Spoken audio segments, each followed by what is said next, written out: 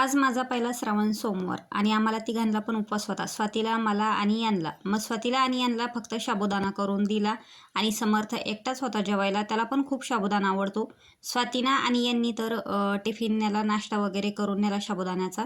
त्याच्यानंतर उरलेला साबुदाणा समर्थनं खाल्ला, परंतु शिल्लकचा जो साबुदाणा राहिला होता त्याची मी खीर केली आणि माझं स्वतःचं वगैरे आवरून घेतलं. कपडे, भांडे, किचन वाटा, भांडे सगळं करून घेतलं.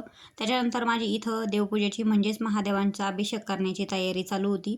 तर मी इथं जे पंचामृत इथं तयार करून घेतलं. त्याच्यानंतर छानपैकी असा महादेवांचा अभिषेक करून घेतला आणि आज आहे ना झाडाला अजिबात फुलं राहिले नाही. आम्ही उठेपर्यंत सगळे फुलं घेऊन गेले नाही, तेव्हा एवढे फुलं असतात, परंतु आज फुलं बिलकुल राहिले नाही. आणि बेल मात्र 2 दिवस अगोदरच तोडून ठेवलेला होता, त्याच्यामुळे थोडासा सुकला होता. आणि पहिली शिवमूठ जी आहे ती तांदूळाची होती, म्हणून इथं छान असे तांदूळ वगैरे वाहून घेतले.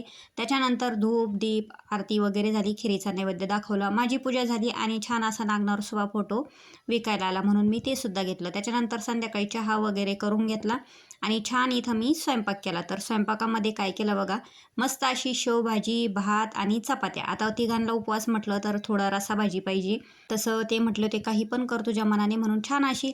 आणि स्वातीबाई आलेली आहे, तर बघा यांच्या गप्पा आणि हास्य मजा किती चालू होती. ती मायलेकांची गरम गरम चपात्या केला, त्यांना वाढून दिलं आणि शेवटी मी जेवायला बसले. तर हे ना पोरांना त्यांच्या लहानपणीच्या गोष्टी सांगत होते, तर अशीच काहीतरी कॉमेडी झाली, त्याचं हसू पोरांना येत होतं. तर छान अशा गप्पा करत जेवणं झाली आमची आणि दररोजच्या पेक्षा जरा जास्तच वेळ लागला जेवायला, कारण गप्पा करत करत जेवण चालू होते. तर चला मग आता तुम्ही सुद्धा जेवायला या आणि सबस्क्राईब करा. बाय.